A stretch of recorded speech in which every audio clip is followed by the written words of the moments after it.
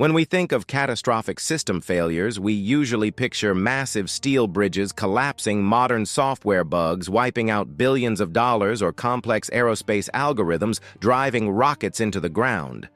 We assume that the concept of a glitch is a purely modern invention born from the age of silicon and electricity. But gravity and physics are the oldest operating systems in the universe, and humanity has been trying to cheat their source code for thousands of years. Welcome to another episode of History Glitch, where we examine the exact moments when the architecture of human ambition violently crashes into the unforgiving laws of reality. Today we are stepping out of the modern era and traveling back over 2,000 years to the height of the Roman Empire. Based on the mechanical and architectural insights from the book Engineering in the Ancient World by J.G. Landels, we are going to explore one of the deadliest structural failures in human history. We are looking at the disaster of the Fidenae Amphitheater in the year 27 A.D. This is the terrifying story of what happens when corporate greed meets a catastrophic hardware failure, resulting in the deaths of over 20,000 people in a single afternoon. To understand how a glitch of this magnitude could occur in an empire famous for its brilliant engineering, you must first understand the social and political parameters of the time. The Roman people were absolutely addicted to the violent spectacle of gladiatorial combat. It was their ultimate form of entertainment, their version of mass media. But during this specific period, the current emperor Tiberius was a notoriously austere and paranoid ruler. He essentially banned large-scale gladiatorial games within the city limits of Rome itself. This political decision created a massive unregulated black market demand for entertainment. The users were desperate for content, and the system was completely locked down. Enter a man named Attilius, an opportunistic freedman and a ruthless entrepreneur.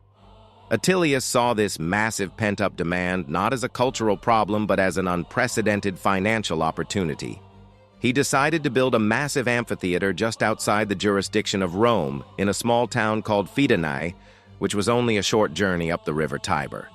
He would host the most spectacular gladiator games the region had seen in years, and he would charge admission to the thousands of desperate Romans willing to make the trip. But Attilius was not an engineer. He was a promoter looking to maximize his profit margins by minimizing his overhead costs. In modern software terms, he was a developer trying to launch a massive application while completely bypassing the quality assurance phase.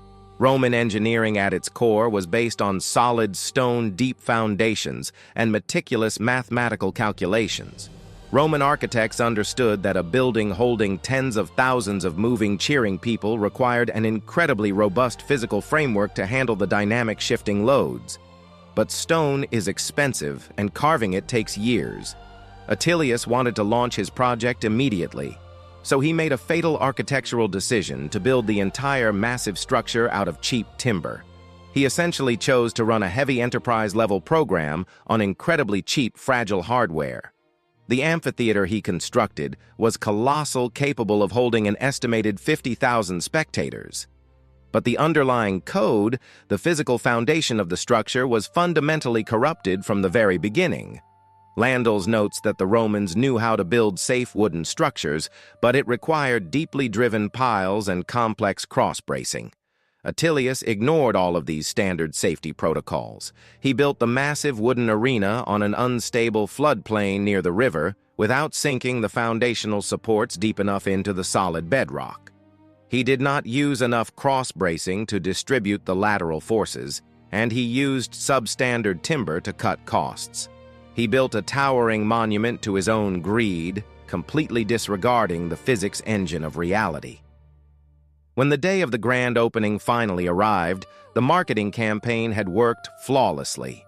An estimated 50,000 people, merchants, politicians, commoners, and families flooded out of Rome and packed themselves into the newly built wooden stadium in Fidenae.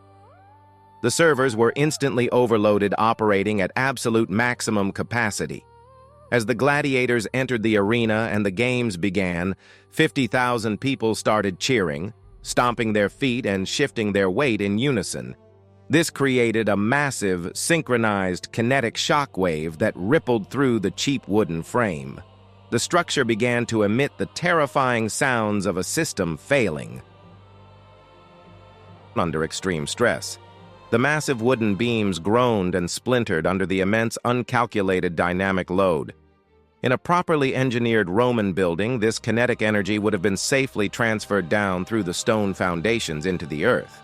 But Attilius's cheap timber framework had nowhere to send the energy.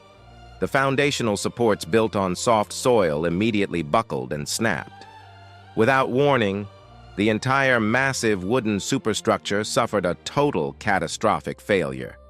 In a matter of seconds, the towering amphitheater completely collapsed inward upon itself like a house of cards. The horror of the crash was unimaginable. Tens of thousands of people were instantly crushed beneath thousands of tons of splintering wood and falling debris. Those who were not killed immediately by the impact were trapped in the claustrophobic dark, suffocating under the massive wreckage. The ancient historian Tacitus recorded the aftermath, describing it as a disaster worse than any battle the empire had ever fought. The official death toll varies among ancient sources, but it is estimated that between 20,000 and 50,000 people were either killed or horribly mutilated in the collapse. It remains one of the worst stadium disasters in the entire recorded history of human civilization. When the news of the catastrophic glitch reached Rome, the Senate was absolutely horrified. They immediately launched an investigation into the crash to debug the systemic failure that allowed it to happen. The Roman government realized that their lack of regulatory oversight had allowed a corrupt developer to bypass the laws of physics for personal profit. In response, they issued a senatus consultum, effectively a massive software patch to the Roman legal code. They passed strict new building regulations demanding that no amphitheater could ever be built without a thorough geological inspection of the bedrock foundation, and they explicitly banned anyone who did not possess a certain level of verified wealth and status from ever funding such massive public works again, to ensure they could not cut corners. Attilius, the architect of the disaster, was permanently banished. The collapse at Fidenae stands as a dark, terrifying monument in the history of engineering. It proves that whether you are writing lines of code for a modern aerospace program or stacking wooden beams in ancient Rome, the fundamental rules of the universe cannot be hacked. You can bypass the safety checks, you can ignore the warnings, and you can launch the product, but eventually gravity will audit your work, and the physics engine will always collect its debt.